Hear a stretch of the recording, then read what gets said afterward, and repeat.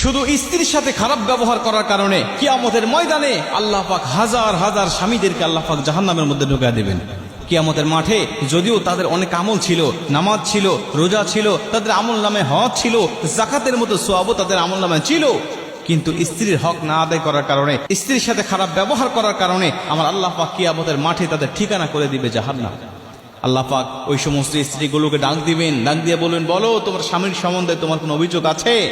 স্ত্রী ডাক দিয়ে বলবে, ইয়া আল্লাহ, হ্যাঁ, আমার স্বামী আমার হকগুলো আদায় করে নাই, আমার স্বামী আমার হক আদায় করে নাই, সে আমার উপরে জুলুম করেছে, নির্যাতন করেছে, সে আমার হকগুলো আদায় করে নাই। আমার আল্লাহ বলবে, তুমি কি তাকে ক্ষমা করবে? স্ত্রী যদি বলে, আল্লাহ আমি তাকে ক্ষমা করে দিলাম, আমার আল্লাহ বলবে, যাও তোমরা দুজনেই জান্নাতি।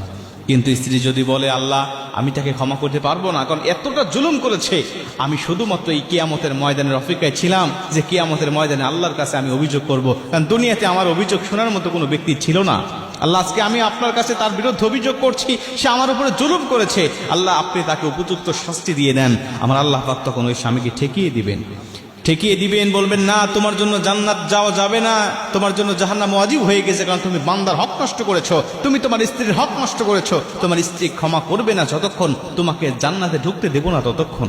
কিয়ামতের ময়দানে এরকম ভাবে আল্লাহ পাক প্রতিটা স্ত্রীর কাছ থেকে আল্লাহ পাক সাক্ষ্য নেবেন।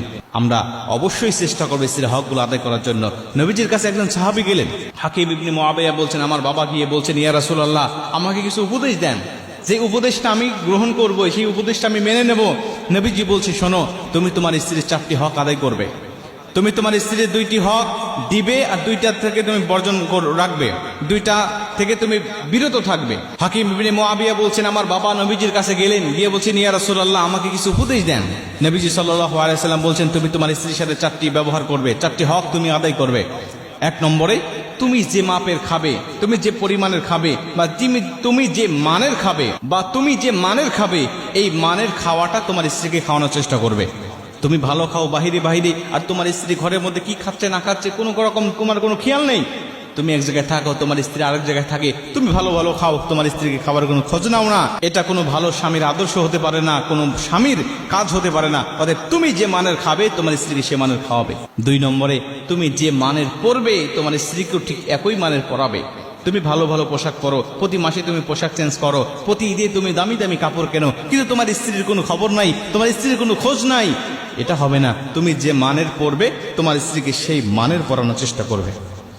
এই 2টি কাজ তুমি করবে, আর 2টি কাজ থেকে তুমি বিরত থাকবে। 1 নম্বরে, তুমি 4টির মধ্যে 3 নম্বর হলো, তুমি তোমার স্ত্রীর মুখে কখনো আঘাত করবে না, তার মুখে, চেহারায়, ফেসে কোনো আঘাত করবে না। তোমার স্ত্রী যদি শরীয়তের গণ্ডির বাহিরে চলে যায়, নামাজ না পড়ে, তোমার শরীয়তের হক কথাগুলো না শোনে, যদি